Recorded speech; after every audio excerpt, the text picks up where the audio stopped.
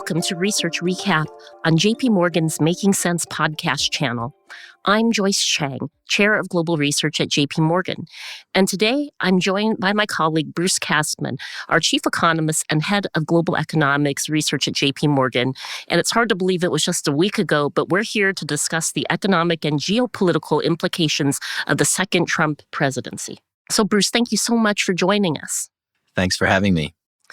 Well, Bruce, Trump has built much of his campaign on a lot of promises to revitalize the U.S. economy.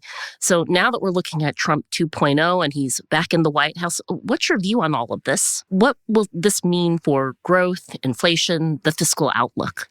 So, first of all, as you noted, there are a lot of things that were talked about in the Trump campaign, and we're still, I think, in the early stages of understanding both the timing and the magnitude, which will translate into policy. I think without having clarity on that, it's very hard to do accurate forecasting. What we do know, of course, is the direction of change. We know that we're going to have some tariffs that are going to be put on, and certainly a intensification in trade conflicts around the world. We're going to have some tightening in immigration. How much remains to be seen. We're going to see a regulatory reset that goes along a lot of different dimensions: climate, financial, antitrust, at least those areas clearly. And we're going to have fiscal policy changes that happen here. I think for the moment, what we are thinking about is a world in which the U.S. is experiencing both a negative supply shock, and by that I mean the reduction in immigrants coming into this country. The rise in tariffs on U.S. imported goods is both a negative for growth and a positive for inflation. And at the same time, we're looking for a positive demand shock that comes from the regulatory reset and the fiscal actions. I would note that the positive demand shock is going to be in its early stages, primarily through sentiment and financial conditions improving, which is something we're already seeing. The fiscal actions take time to work through Congress. The regulatory changes take even longer time to work through, even if the president does go forward quite quickly.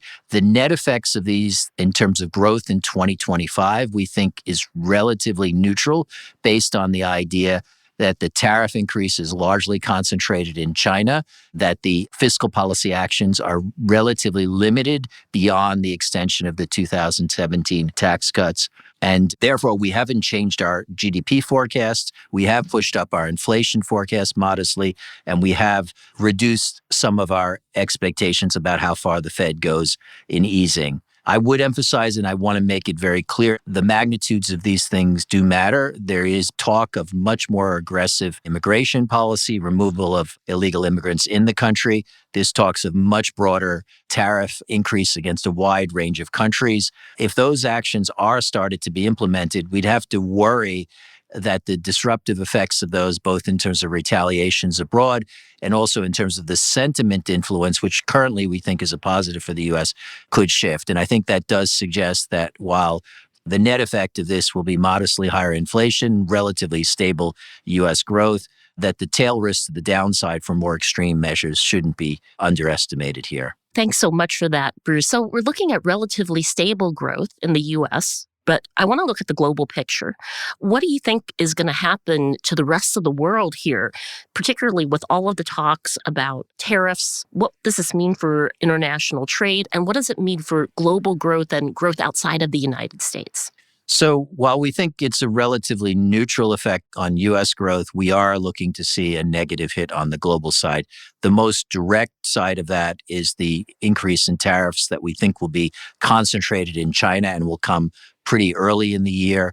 The other side of this is the threat of a broader trade war, the concerns that U.S. policy is turning more aggressive in terms of closing up to the rest of the world more generally, that we think is going to have a negative effect on sentiment. We do see offsets to that. Certainly, we expect China to respond in terms of its fiscal stance. We think there's a broader shift going on in fiscal policy around the world that's going to take hold here. And we do think, of course, the rise in the U.S. dollar is going to, in some ways, temper the negative impacts of the trade shock. But the net effect we have on the global economy is negative on growth, It's roughly neutral on inflation as they're both demand weakening effects as well as the tariffs starting to raise prices around the world.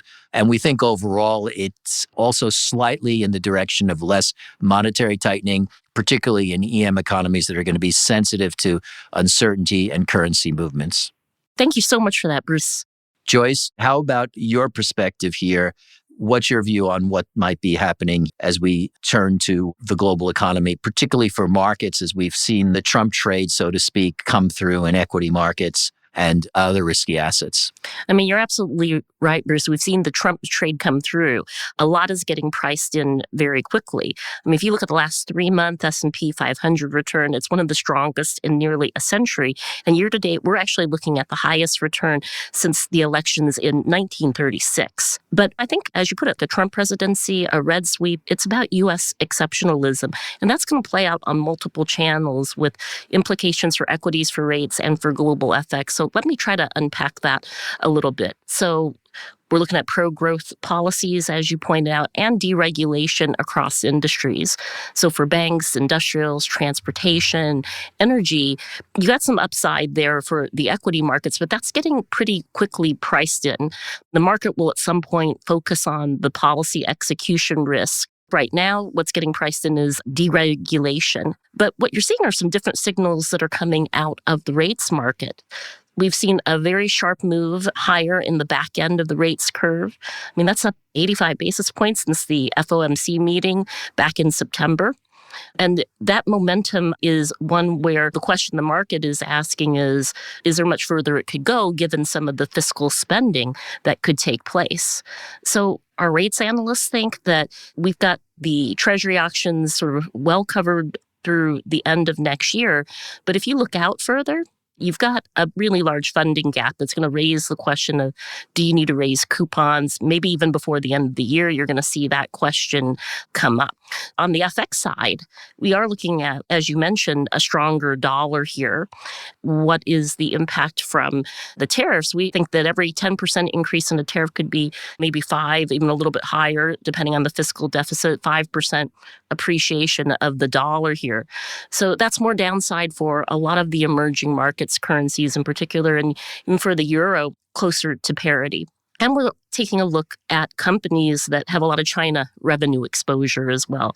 That's one thing that we looked at during the trade war. We saw that just the tariffs, which were much lower on China than what's been talked about, took about $2 off of EPS.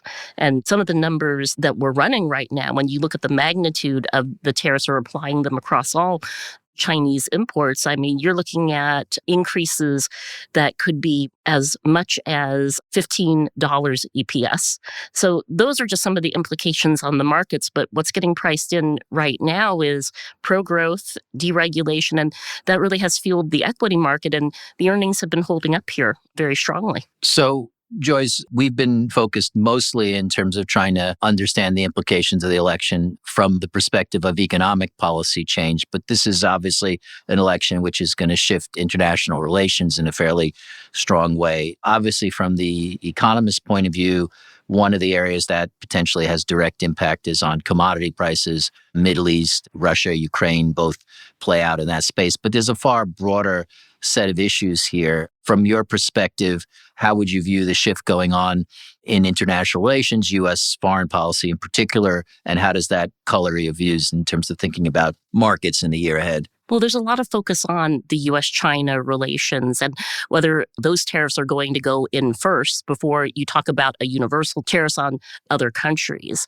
And I think we've seen a real redirection of trade over the last couple of years since the first set of tariffs went into place. The U.S. is much less dependent on China for its imports, but the rest of the world is doing more trade with China, and we have not seen deglobalization. We've just seen more of a shift in the trading patterns, more fragmentation, and more regionalization. So I think the way that a lot of countries are looking at this is, what's the currency impact going to mean for them? If it's a stronger dollar, is it weaker emerging markets FX for countries like Mexico. And then there's this whole question of not just tariffs that are bilateral, but you have third countries impacted by this. And this question is coming up for Mexico with USMCA renegotiation coming up, and also for the ASEAN countries. So I think the focus is turned to China first, but also just any country where the U.S. is running a trade deficit. So Vietnam factors into that. And just how will the tariffs be applied this time? Because third countries were not discussed at the last round of tariffs when Trump was first in place. So let me just sum up from my point of view. We think that we're facing what will be a shock here that will probably reverberate through the global economy. I want to emphasize, as much as anything right now, it's too early to really calibrate this in terms of making confident changes in forecasts. But there is, in the U.S., we think, a negative demand and supply shock hitting. In the rest of the world, we think most of what you're getting is a negative demand shock. So there's a clear rotation in growth towards the U.S. There's clearly upward pressure to some degree on U.S. prices. And what we're trying to get, I think, is a good sense of what the magnitude of this is. If it's modest, then I think the contours of what our baseline view is, which has been high for long on U.S. rates, in a world in which we sustain the expansion, does make sense. But there is clearly a risk here of more extreme policies and more disruptive changes in macroeconomic performance. Any last words from you, Joyce? No, I just have to really reiterate the points that you've said, that we're kind of early stages here. So we're still waiting to hear what the outcome is for the Congress. But if you add to that a Republican Congress that can enable a domestic agenda around fiscal policy, growth enhancement, some of the immigration curbs, that can have real ramifications across the global economy and really affect the emerging markets as well. So I think that China is sort of as a starting point, but then just more broadly, we have still an economy where even China with the stimulus, there are concerns about this, been more of a stabilization than a stimulus package, and still the downside risks from Europe. So a lot to think about as we see how these policies will play out. Well, Bruce, this is a good place to wrap. Thank you so much for those insights. We've got to just kind of wait and see. We've got some uncertainty here on tariffs and trade in particular, what will happen with China. But the business sentiment outside of the U.S. is something that we really need to keep an eye on. Thank you so much for joining us for this episode of Making Sense and for sharing your views, and look forward to hearing more as these events play out. Thanks for listening to Research Recap. If you've enjoyed this conversation, we hope you'll review, rate, and subscribe to JP Morgan's Making Sense to stay on top of the latest industry news and trends. Available on Apple Podcasts, Spotify, and YouTube. This communication is provided for information purposes only. Please visit www.jpmm.com/research/disclosures for important disclosures. Copyright 2024 JP Morgan Chase & Company. All rights reserved.